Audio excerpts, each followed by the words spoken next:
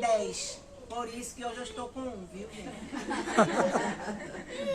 Verdade. Eu sou Catarina Vambora, filha de pai alemão. O meu pai era um nobre e a minha mãe me teve só a mim. Eu fui filha única e até os 3 anos a minha vida foi normal, com muita dificuldade financeira. E assim eu fui criada até os 3 anos. Aos 3 anos a minha mãe veio a falecer. Então meu pai me colocou com 3 anos numa escola beneditina, que pertencia ao convento por ordem de São Bento. Naquele convento, quem era freira era minha tia, irmã do meu pai, Madalena Vambora. Então a minha vida de infância era o dia na escola e depois eu ia para o convento e ficava lá com a minha tia, que era freira deste convento. Assim foi a minha vida, fui instruída até os 9 anos. Aos 9 anos, eu entrei no convento propriamente dito, na parte da clausura, como noviça. E aprendi muito ali durante os anos que se seguiram. Ali eu aprendi a trabalhar com plantas medicinais, aprendi a falar fluentemente o latim, aprendi matemática, e mais coisas, e assim eu fui instruída culturalmente pelas freiras durante vários anos da minha vida.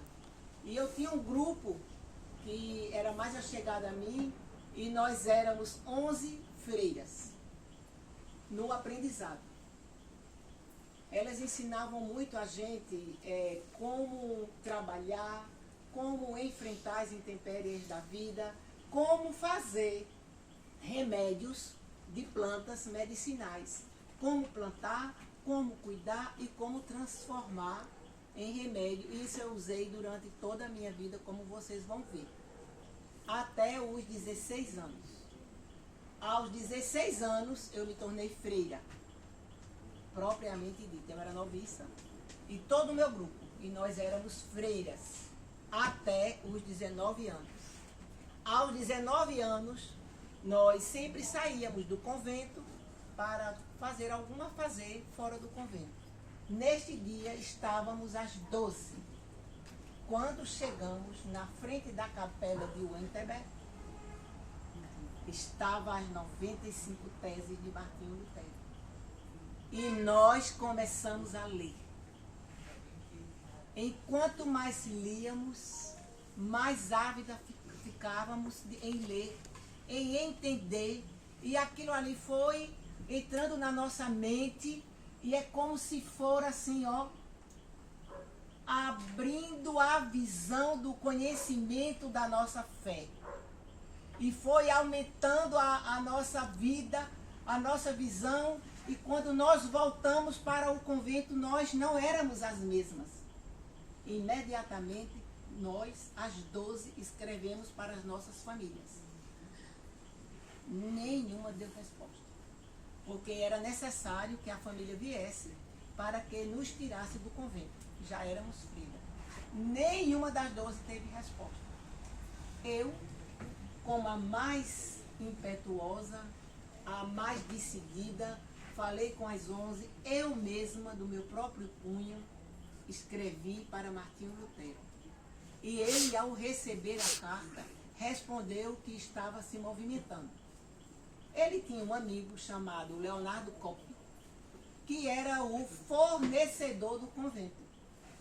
E esse homem tinha uma carroça com vários barris que fornecia mantimentos para o convento. E ele já tinha a maneira de entregar, já era conhecido. Ele ia até os arvoredos, ali pela parte de trás da cozinha, entregava os barris barril de peixe, barril de pepino, barril de canela, barril de especiarias, vários barris. Mas neste dia, ele levou na carroça 12 barris. Olha aí a mão de Deus se movendo. E ele chegou, ele e o ajudante dele, tiravam da carroça o barril, é mesmo que eu estava vendo. Ia pelos arvoredos, entrava na cozinha, tinha os coxos específicos, ele derramava ali os peixes, por exemplo.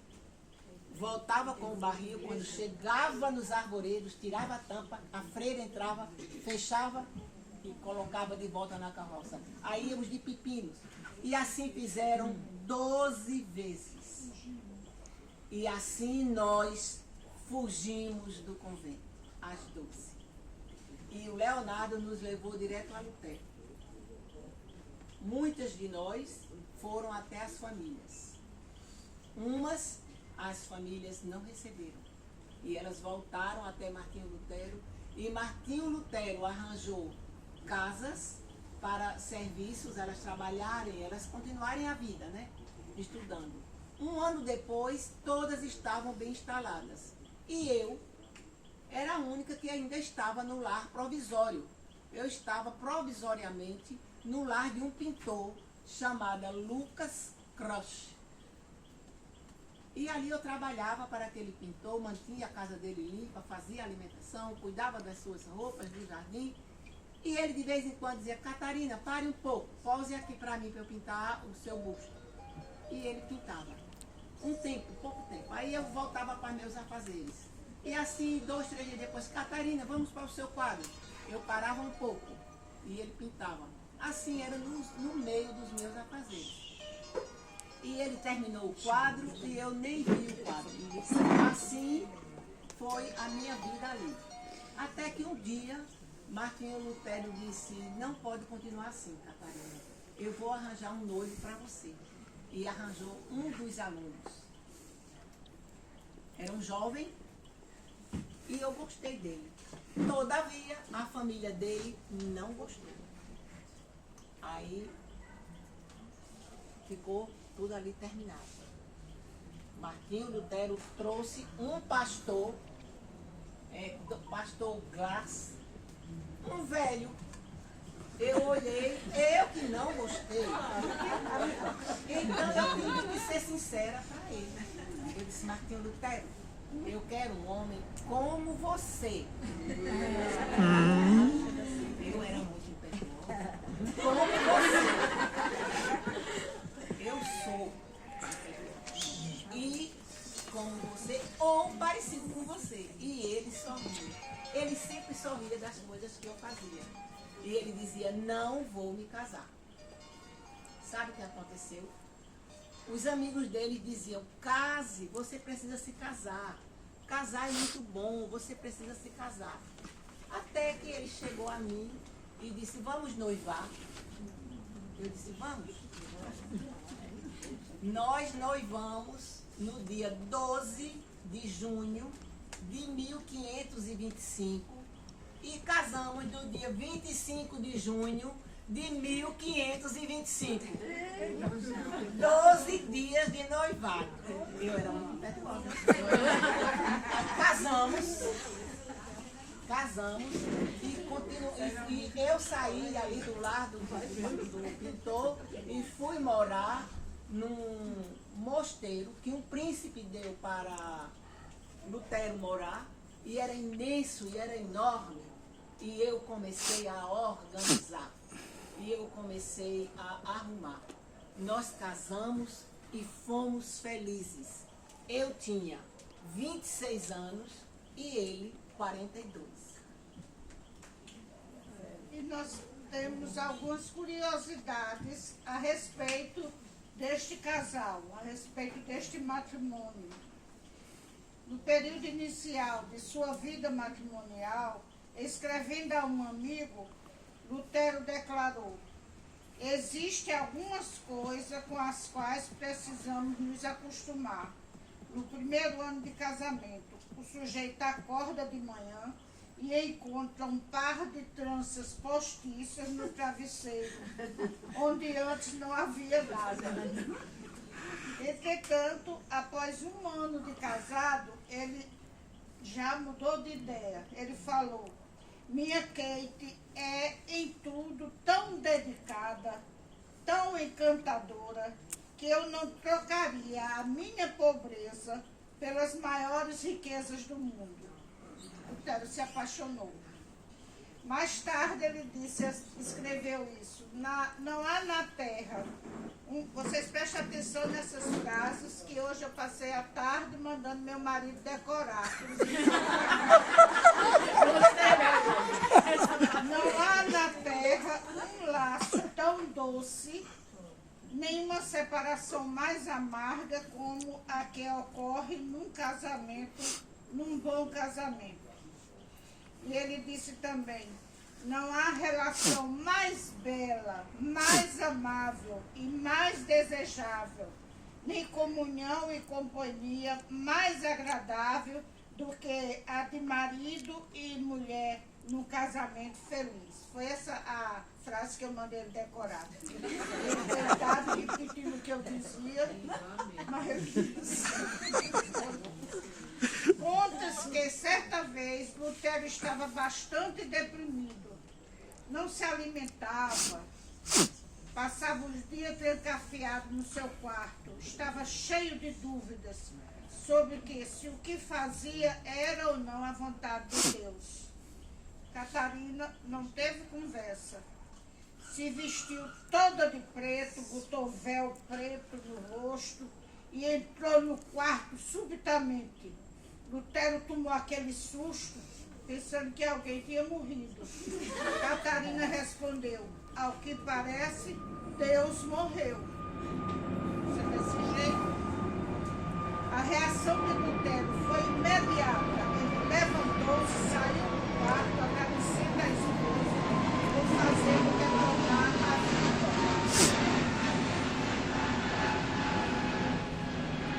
Em termos de recreação, Lutero gostava de participar de jogos ao ar livre com a família e também apreciava jogos de mesa, xadrez. Ele gostava também de jardinagem, de música. Ele e Catarina eram pais diligentes, disciplinando seus filhos com amor. Seu lar era famoso pela vitalidade e felicidade ali reinantes. Dessa forma, a família do reformador tornou-se exemplo, modelo para as famílias cristãs alemãs. Ficou conhecido. Lutero considerava o casamento como a melhor escolha para moldar o caráter e ele considerava também a vida familiar como um meio excelente e apropriado para treinar e desenvolver as virtudes cristãs da firmeza, paciência, bondade e humildade. Assim era o nosso casamento. E tivemos 6 filhos, dos quais 2 morreram na primeira infância. E 4 nós cuidamos até ficarem grandinhos. No ano mais para frente, passando a nossa vida, chegou na nossa casa a irmã de Lutero, muito doente, com 6 filhos. Foi para minha casa porque eu tinha minha farmácia já instalada ali no convento, com as ervas medicinais que eu aprendi no tempo de freira, e tentei recuperar a saúde dela, mas não consegui, ela veio a falecer. E nós ficamos com as 6 crianças. Nós criamos 10 crianças. E foi maravilhoso, porque assim o tempo foi passando. E como o convento era muito grande, uma parte eu escolhi para hospedar os estudantes, ou quem fosse passando. Nós hospedávamos e eu cobrava, para manter a nossa família. Como também quem passasse e só quisesse almoçar, eu cobrava também. Como também eu ia para a cozinha e fazia mais ou menos 30 almoços por dia, ano após ano. Os que podiam pagar, pagavam. Os que não podiam, não pagavam. Como também os que chegavam doentes. Nós cuidávamos. Os que podiam pagar, pagavam e levavam o remédio pagando também. E os que não podiam, nós atendíamos gratuitamente. Da mesma maneira que nós cuidávamos dos que podiam pagar, nós cuidávamos dos carentes. Assim era o meu dia a dia. Com esse dinheiro que eu fui administrando, que eu era muito boa em matemática, compramos umas terras e eu plantei, virei fazendeira e plantei muitas plantas lá que eu entendia, não é, de plantas, de botânica que aprendi naquela época, como eu falei. E assim eu fui administrando e eu acordava às 4 da manhã todos os dias. Comida para as galinhas, comida para uma vaca que nós tínhamos, comida para os porcos, regando as plantas. Lutero olhava e dizia, é a estrela da manhã de Wittenberg. Era assim que ele me chamava. Que carinhoso. E ele fazia o quê? Minha gente, ele estudava muito. Ele dava aula, ele saía para dar cursos, ele ia para fora, as pessoas vinham para cá e ele sempre ocupado escrevendo livros. E quando ele escrevia livros, eu que ia para o editor conversarmos, dialogarmos sobre o preço. Eu ia negociar o preço do livro. Assim era a nossa vida. E quando Lutero precisava, eu falava latim, né, latim fluentemente. E assim nós passamos ano após ano. E apesar de tudo isso, Lutero também adoecia. Ele era um homem do organismo fraco e psicologicamente muitas vezes ele tinha depressão. E ele ficava, será que é Deus mesmo falando comigo? E ficava naquela dúvida interior e ele entrava em depressão. Então eu que tinha que parar tudo que está fazendo, ficar ao lado dele, lendo a palavra em voz alta para elevar e ele sair daquele quadro de depressão. Assim foi a minha vida até chegar o falecimento de Lutero. Vivemos juntos 21 anos de um casamento maravilhoso.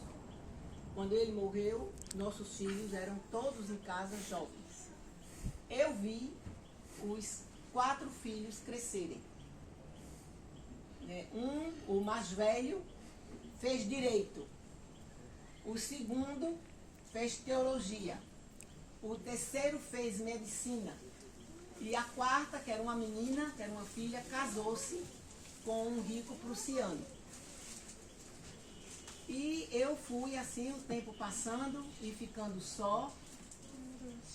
E quando Lutero morreu, nos documentos de Lutero, ele me deixava como a sua herdeira universal.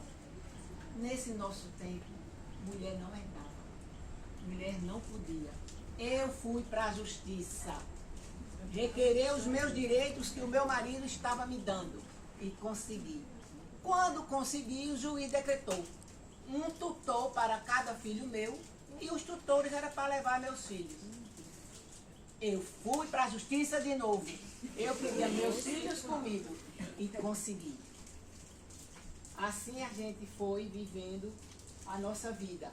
Né? Um marido que morre na nossa época, que deixa a herança universal para os filhos, não sabe o que aconteceu antes, quando nós íamos nos casar, os motivos eram muitos, porque eu tinha sido freira e ele tinha sido frei e não podia 2 religiosos, ex-religiosos se casarem. Eu era muito nova e ele era perseguido por Roma, não é? Com tantos empecilhos, mas Deus na nossa frente tivemos um casamento vitorioso, né? Que até após a morte ele me abençoou. E eu continuei assim, ali naquela região de Wittenberg, até que eu já com a idade avançada, chegou a guerra escaldaciana. E eu tinha que fugir. E eu peguei uma carroça com cavalos e saí rapidamente da cidade e fui cavalgando, chuva, lama e numa poça d'água. Os cavalos se desgovernaram e eu caí. Quando caí, um cavalo passou por cima da minha perna, quebrou a minha perna. Olha que dificuldade eu passei, já com a idade avançada. Catarina ficou paralítica dessa queda e seu estado de saúde foi piorando e em 20 de 12 de 1552 ela faleceu. Foi sepultada com honras na igreja Saint-Marie. Seu túmulo conta com uma escultura em tamanho real, de bronze, a Rosa de Lutero, está escrito lá, e o brasão da família Vambora, porque Catarina era nobre, só que era pobre. Encerro esse breve relato sobre a vida de Catarina, citando o último testemunho de seu esposo, escrevendo certa vez a um amigo, ele disse: minha querida Kate me mantém jovem e em boa forma também. Sem ela eu ficaria realmente perdido. Ela aceita de bom grado minhas viagens e quando volta está sempre me aguardando com alegria. Cuida de mim, das minhas depressões e suporta os meus acessos de cólera. Depois dele, de Deus, ela é o maior presente que Deus já me deu nessa vida. Se algum dia vierem a escrever a história de tudo que tem acontecido sobre a reforma, espero que o nome dela apareça junto ao meu. Eu oro por isso, disse Lutero. Ao tomar conhecimento dessa declaração, Catarina respondeu: tudo que tenho feito se resume simplesmente em duas coisas: ser esposa e mãe. E tenho certeza que uma das mais felizes de toda a Alemanha. E vocês se lembram, uma curiosidade, vocês se lembram do pintor que ela ficou lá, hospedada? Aqui está a fotografia que ele pintou.